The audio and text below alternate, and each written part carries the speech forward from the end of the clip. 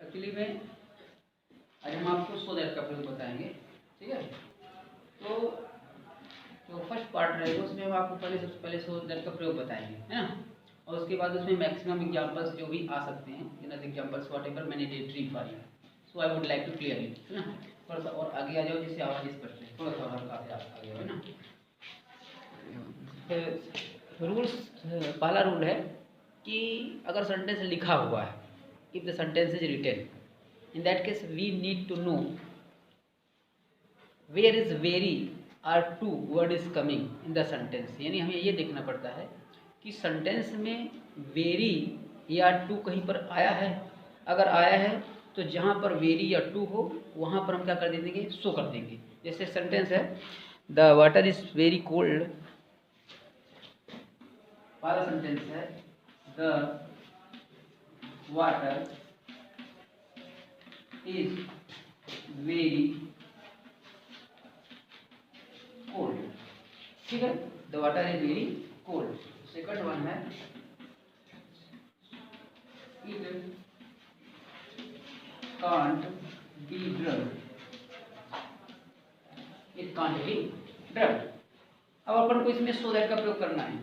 तो सबसे पहला नियम क्या है कि हम इस सेंटेंस में ये देख लेते हैं कि इस पहले ध्यान रखिए, जब हम एजलांग का प्रयोग पढ़ रहे थे तो हमें कंडीशन देखनी पड़ती कि पहले हमारे बात के सेंटेंस के पहले लगा हुआ एजलांग है कि दूसरे, लेकिन इसमें ऐसा नहीं है। आपको पहले सेंटेंस में ही कहीं ना कहीं सो लगाना है।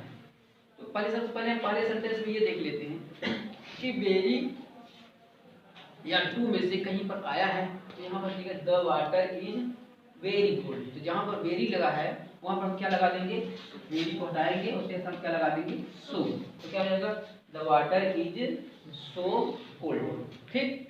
उसके बाद जो पहले वाक्य का फुल स्टॉप उसको क्या कर देंगे, हटा देंगे। उसके साथ क्या लगा देंगे, कामा लगा देंगे। और उसके बाद फिर उसके बाद दैट लगा देंगे, है ना। क्या लगा देंगे, दैट। और उसके बाद दूसरे वाक्य को उतार देंगे। करेक्शन से कितना करना है कि जब दूसरा वाक्य लिखेंगे तो इसमें इट का जो आई है वो भी कैपिटल लेटर में लिखा है क्योंकि बात की शुरुआत का है ना। तो उसको गायब कर देंगे, स्मॉल लेटर में कर देंगे। सेंटेंस कैसे बनेगा, द वाटर ऐसे बनेगा, द वाटर इज सो, जहां वेरी है वहां पर हमने क्या कर दिया, सो। द वाटर इज सो, बोलना नहीं है, सो कोल्ड। फिर फुल स्टॉप हटा कर क्या कर दिया हमने, दैट,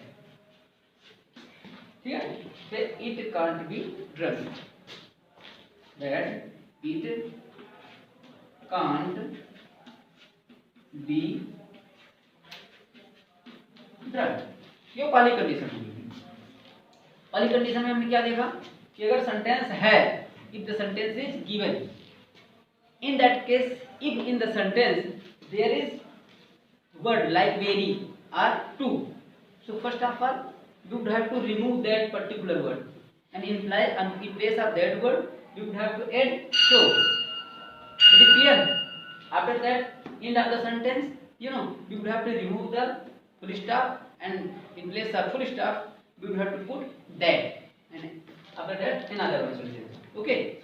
दूसरी कंडीशन, कभी कभी ऐसा भी हो जाता है कि बात में वेरी या टू आते ही नहीं, फिर भी सो दैट का प्रयोग करना होगा। जैसे मान लीजिए एक सेंटेंस है, he was weak, he could not walk,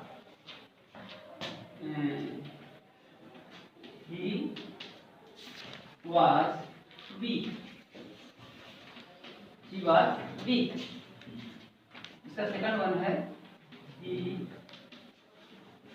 could not work. अब देखिए इस सेंटेंस में यहाँ पर पहले सेंटेंस में ना तो वेरी आया है ना तो टू आया है।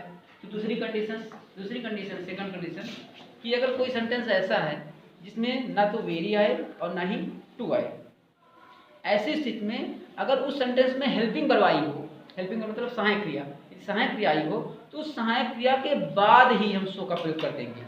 क्या हो जाएगा, ही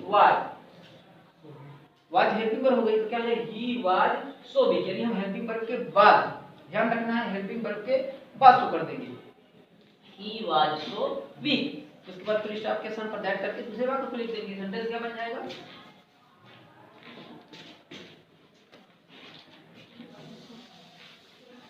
सेंटेंस बनेगा ही वाज सो वीक, यानी हेल्पिंग वर्ब हमने क्या कर दिया, सो कर दिया। He was so weak, weak यानी कमजोर है ना, he was so weak that, full stop के स्थान पर हमने दैट कर दिया। उसके बाद दूसरे सेंटेंस बता दिए, लेकिन दूसरे सेंटेंस जो ही है कैपिटल लेटर में है, तो उसे क्या बदल देंगे हम, स्मॉल लेटर में, that he would not work. Third word, ये तो दो नियम हो गए। कभी कभी कुछ ऐसे सेंटेंस होते हैं देखिएगा जिसमें सेंटेंस में देखो पहले कंडीशन ये थी कि वेरी आए या टू आए। अगर वेरी या टू ना आए तो कौन क्या है, हेल्पिंग वर्ब है। लेकिन कुछ ऐसे सेंटेंस होते हैं जिसमें ना तो वेरी आता है, ना टू आता है, और ना ही कोई हेल्पिंग वर्ब आती है ना। तो आप क्या करेंगे, जैसे एक सेंटेंस है ही स्टडीड हार्ड, ठीक है, he studied hard, he stood first in the class. पहला sentence he studied hard, second one है he stood first in the class. He studied hard, ठीक है। अब इस सेंटेंस को देखिए, इस सेंटेंस में पहले सेंटेंस में वेरी या टू नहीं आया, हेल्पिंग वर्ब भी नहीं आई।